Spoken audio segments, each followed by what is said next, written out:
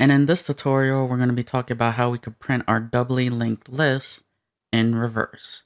So to get started, you can see that we have our doubly linked list here. And if we want to print, the most logical step is to start at the end because we want to print this in reverse. And we could take advantage that tail is always pointing to the last node. Now, the reason that we're able to actually print in reverse is because a doubly linked list, each node has a pointer to the previous node. So from here, let's pretend that we're in a loop. So the first step, tail prints out the data that's within this node.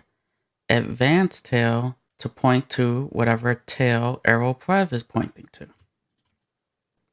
Execute the loop again. Print out the data. Advanced tail to point to whatever this node is pointing to, which is tail arrow prev. Execute the loop again. Print out the data that's within this node. Advanced tail to point to whatever tail arrow prev is pointing to, which is this pointer here. Finally, we hit null, and then we exit the loop. Now, what's wrong with this approach? Well, if I do it this way, tail would no longer be pointing to the last node within the list. And tail is always supposed to point to the last node within the list. So one way to avoid that is to have a pointer that points to what tail is pointing to.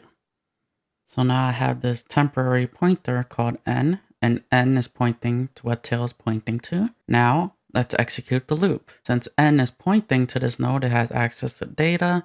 So we're just going to print out the data, advance n to point to n arrow prev. Execute the loop again. Print out the data, advance n to point to n arrow prev. Execute the loop again. Print out the data, advance n to point to n arrow prev, and that will give us the point to null. And that's how we would know to exit the loop. Alright, so now from here, let's actually take a look at how we would write this in code. Alright, so from here we have our toString reverse method. It's not going to return anything and it doesn't take in any parameters. So the first step, create a temporary pointer that points to the tail. So in order to do that, I'm just going to come down here. I'm going to say node star n is going to point to tail. And tail is our starting position because we're printing our list in reverse. If we were printing our list from start to finish, we would be pointing to the header. So the next step says create a loop that keeps executing till the pointer is null. So we're just going to use a simple while loop. While n does not equal to null, keep executing this code. So let me just put these comments within the loop. All right, so the first step within the loop is to print the data at the node that we're currently at.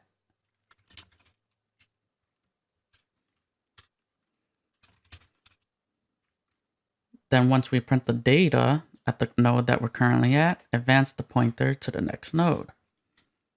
So n is going to be pointing at n arrow prev because we're going in backwards.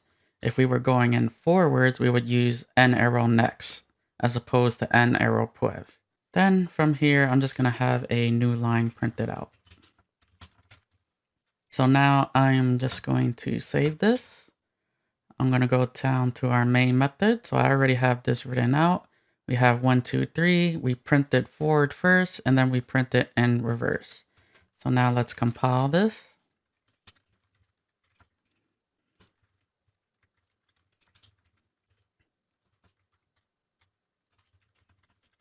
And now let's execute it.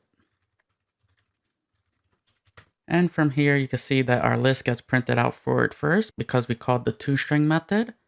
And then it gets printed out in reverse because we called the toString reverse method. So that's pretty much how you would print out a doubly linked list in reverse.